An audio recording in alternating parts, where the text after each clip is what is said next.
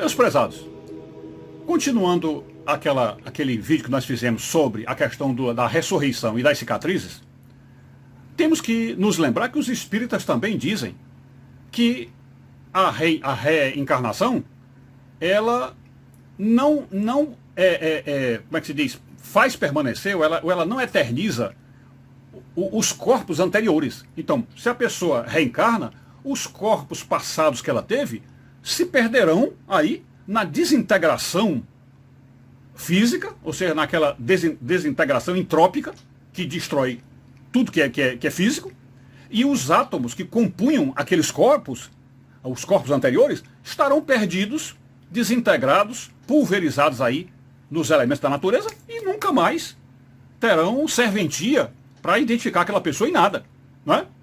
Então, com isso, eles dizem que a pessoa que vai ao juízo final, ela se apresenta com o último corpo reencarnado. Então, o último corpo que reencarnou é o que vai aparecer no juízo. Então, se isso aí é verdade, então o juízo de Deus vai se ater somente à última vida. Ou seja, é como se Deus estivesse desprezando tudo que a pessoa viveu e fosse promover um juízo somente com o último corpo. E, portanto, somente naquelas circunstâncias do último corpo, com as pessoas que conviveram com o último corpo, não é? E desprezando tudo mais, não é? Mas para que a justiça seja plena, seja perfeita, Deus precisa considerar os atos que a pessoa praticou, daquela forma de pequei por atos, palavras, pensamentos, né?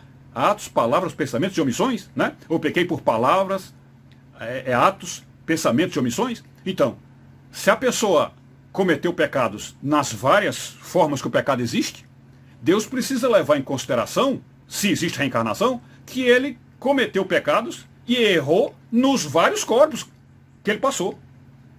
Então, se houve isso, se houve reencarnação, e a pessoa apresenta-se no juízo com o último corpo, porque para os espíritas todos os outros corpos se desintegraram, então é como se Deus deixasse de fora do juízo aquilo que ele viveu nos outros, porque ele só pode identificar aquele último, não é? Ele não poderia, no dia do juízo, apresentar N faces, e dizer, ele cometeu pecados nesse, ou não cometeu pecados nesse, não é? Então observe como isso dificulta demais a justiça, porque as testemunhas necessárias para fazer um juízo pleno, cada testemunha conheceu aquela alma no corpo particular da vida daquela alma, não é? Então observe como é complicado demais você incluir a reencarnação numa circunstância de juízo, porque isso vai deixar, vamos dizer, a coisa muito mais complicada para se provar a justiça. E talvez inalcançável pela consciência humana, porque nossa consciência é limitada à vida que nós temos naquele período que a gente viveu. Então, como cada vida viveu com aquela alma somente naquele tempo em que ela esteve viva, então, se ela viveu outras vidas, então ela teve contato com outras almas. É como se realmente fossem várias pessoas, né? Sem contar a possibilidade de que eu já ouvi testemunhos de que aqueles que creem em reencarnação podem dizer que uma pessoa na vida seguinte pode até desfazer um pecado que ele teve na outra. Ou seja, se ele for um enrolão, se ele for um cara mal intencionado, ele pode desfazer um pecado da outra vida.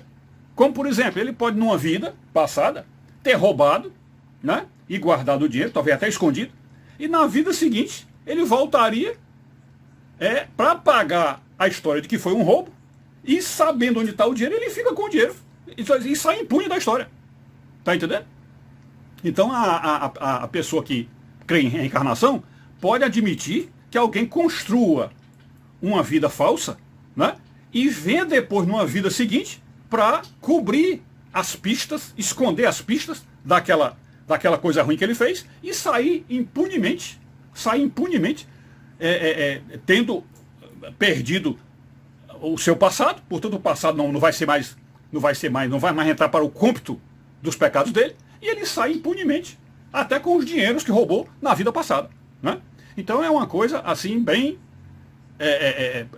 especial para a gente pensar, que de fato a reencarnação não se sustenta, nem mesmo com essa teoria de que os corpos antigos são desintegrados e que não entram mais no juízo, ok? Então é isso, fiquem com Deus.